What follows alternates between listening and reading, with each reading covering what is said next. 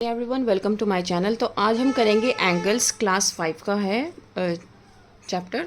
तो इसमें सबसे पहले मैं आपको कुछ चीज़ें बताना चाहती हूँ स्टार्ट करने से पहले। तो पॉइंट क्या होता है? पॉइंट कोई भी एक इस तरह की डॉट जिसे हम एक लाइन खींचते हैं और यहाँ पे एक डॉट लगा देते हैं, that is known as a point. अगर मैं कहूँ कि लाइन सेगमेंट क्या होती है, तो एक पॉइंट से दूसरे पॉइंट का जो ये डिस्टेंस कवर हो रहा है, तो this is known as line. और ये भी कह सकते हैं कि वो पाथ जो एक पॉइंट से दूसरे पॉइंट के बीच में है, कवर कर रहा है, ठीक है। The path between the two points is known as your line segment. अब लाइन क्या होती है फिर? अगर ये लाइन सेगमेंट है तो लाइन क्या है? लाइन जो होती है वो एंडलेसली दोनों तरफ से क्या कर सकती है? इंक्रीज़ हो सकती है, बढ़ सकती है, ठीक है ना। एक्सटेंड कर सकते हैं आप उसको। इसका कोई भी ना ही बिगिनिंग होती है और ना ही एंड होता है, किसका? लाइन का। लेकिन जब मैं लाइन सेगमेंट की बात कर रही हूँ तो ये दो पॉइंट का जो बीच का डिफरेंस है, that is line. Okay, next we have ray. Ray क्या होता है? सिर्फ एक डायरेक्शन में, जैसे कि आपने यहाँ पे एक लाइन ड्रॉ करी, ठीक है, लेकिन ये जो लाइन है सिर्फ एक डायरेक्शन में एक्सटेंड हो रही है। लाइन में और रे में क्या डिफरेंस है? लाइन दोनों डायरेक्शन में एक्सटेंड हो सकती है एंडलेसली, किसी भी एंड, कोई इसका एंड नहीं है, कोई इसका अंत नहीं है। लेकिन जब मैं रे की बात करूँगी तो रे जो है वो सिर्फ एक डायरेक्शन में ही एक्सटेंड होगी, ठीक है। वो भी एंडलेसली, मतलब आप कितना एक्सटेंड करना चाहो वो आप कर सकते हो, लेकिन सिर्फ एक डायरेक्शन में। अगर मैं कहूँ कि मुझे इसको लिखना है तो मैं किस तरीके से लिखूँगी? सबसे पहले लाइन सेगमेंट की बात करते हैं। तो हमने कहा था लाइन सेगमेंट क्या होता है? दो पॉइंट्स के बीच का जो पाथ कवर किया है, that is known as line segment. अगर मैं इसको ए बी नाम दे रही हूँ तो मैं इसको लिखूँगी कैसे? इसको मैं लिखूँगी ए बी और उसके ऊपर सिंपल लाइन, ठीक है। नाउ अब बात करते हैं, अगर मुझे लाइन सेगमेंट बनाना है, लाइन सेगमेंट तो मैंने बना दिया, मुझे लाइन बनाना है, तो लाइन के लिए मैं क्या करूँगी? लाइन ड्रॉ करूँगी, क्योंकि मुझे पता है कि लाइन जो होती है वो दोनों साइड पर क्या होती है? एक्सटेंड हो सकती है, दोनों एंड से एक्सटेंड हो सकती है एंडलेसली। तो इसको जब मैं लिखूँगी तो मैं कैसे लिखूँगी? इसको मैं लिखूँगी ऐसे। ये हो गई मेरी लाइन। उसके बाद आता है रे। रे क्या होता है? सिर्फ एक ही डायरेक्शन में आपकी एक्सटेंड हो रही है, और इसका मैंने अगर एक्स वाई नाम दिया है तो इसको मैं लिखूँगी कैसे? इसको मैं ऐसे लिखूँगी, एक्स वाई। आपसे क्वेश्चन कैसे पूछा जाता है? आजकल जो है एग्ज़ाम में ना मल्टीपल चॉइस क्वेश्चन आते हैं, तो ये पूछा जाता है, जैसे ये तीन दे दिए आपको ऑप्शन और ये कहा गया इसमें से रे कौन सा है। अगर आपको रे की डेफिनेशन ही नहीं पता कि रे जो है वो सिर्फ एक ही साइड पे एक्सटेंड होता है, तो आप इसको टिक मार्क कर ही नहीं सकते, सही टिक मार्क। तुक्का लग गया वो बात एक अलग है, लेकिन अगर आपको समझना है तो आपको इस तरीके से समझना होगा, ठीक है।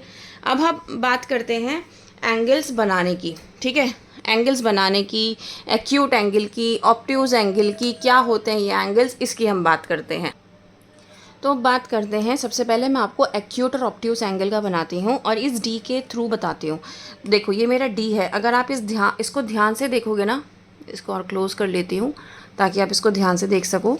अगर आप इसको बहुत ध्यान से देखोगे तो इसमें यहाँ पर आपको दो आपको कर्व दिखाई दे रहे हैं और दोनों पे ही नंबरिंग लिखी हुई है। जो इनर सर्किल है वो यहाँ पर है 10 20 30 राइट में, और आउटर सर्किल पे आपको 90 से ऊपर नंबर मिल जाएंगे, 90 100 110 राइट।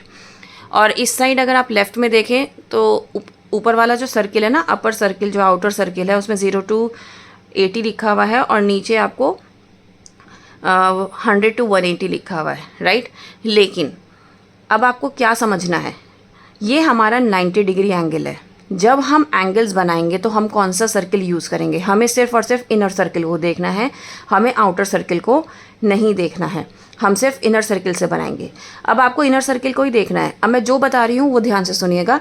90 डिग्री से छोटा जो भी एंगल होगा वो एक्यूट एंगल कहलाया जाएगा। मैंने क्या कहा?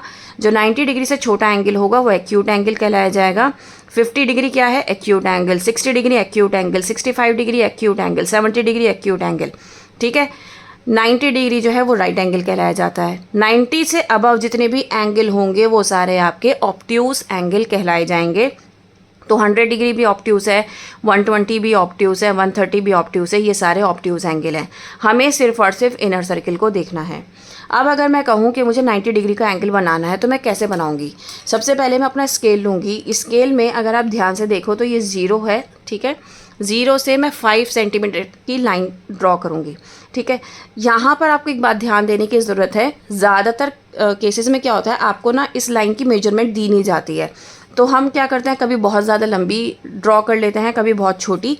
तो एक स्टैंडर्ड साइज़ लेके चलिए कि आपको 5 सेंटीमीटर की लाइन ड्रॉ करनी है और इसको ओवरराइट नहीं करना है। मतलब एक बार ड्रॉ कर ली, दैट्स इट। आपकी पेंसिल इतनी शार्प होनी चाहिए कि आप उसको दोबारा ड्रॉ मत करो या गलती मत करो, एक ही बार रखो और इसको आपको ड्रॉ करना है, ठीक है। अब मैंने यहाँ पे पॉइंट लगा दिए।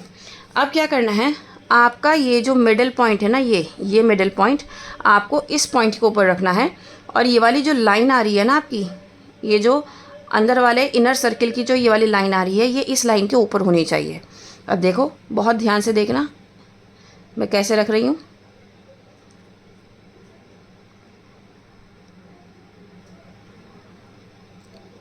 देखो, मैंने इस पॉइंट को अपनी लाइन के पॉइंट के ऊपर रखा है और ये लाइन के ऊपर लाइन रखी है। अब मैं क्या करूँगी, 90 डिग्री का एंगल जो है मेरा यहाँ आ रहा है, तो मैं यहाँ पे डॉट लगा दिया। देखो, मैंने बहुत मोटी डॉट नहीं लगाई, बिल्कुल हल्की सी डॉट लगाई है। अब मैं क्या करूँगी, इसको ज्वाइन कर दूँगी। ज्वाइन करने के लिए भी जल्दबाजी नहीं करनी है, पहले अपने स्केल को सेट करना है, देन उसके बाद आपको क्या करना है, इसको ज्वाइन करना है, ठीक है। 90 डिग्री का एंगल हमारा बनके तैयार है। आप इसको चेक करना चाहें, आप इसको ऐसे चेक कर सकते हैं। देखो, ये लाइन आपकी इस लाइन के ऊपर आ रही है, ये लाइन इस लाइन के ऊपर आ रही है, डॉट के ऊपर आपका डॉट वो रखा हुआ है, तो आपका 90 डिग्री का एंगल बन के रेडी है, ठीक है। अब हम बनाते हैं 75 डिग्री का एंगल, ठीक है। तो सबसे पहले मैं लाइन ड्रॉ करूँगी। देखो, लाइन मैं 5 सेंटीमीटर की ही ड्रॉ करूँगी, ध्यान से देखना। यहाँ से स्टार्ट कर रही हूँ मैं, यहाँ से नहीं कर रही हूँ, यहाँ से स्टार्ट कर रही हूँ और यहाँ पे एंड कर दिया, ठीक है। ये मेरी लाइन ड्रॉ हो गई। अब मैं क्या करूँगी, इसको डॉटेड पॉइंट पे रखूँगी और इस लाइन को अलाइन करूँगी मैं,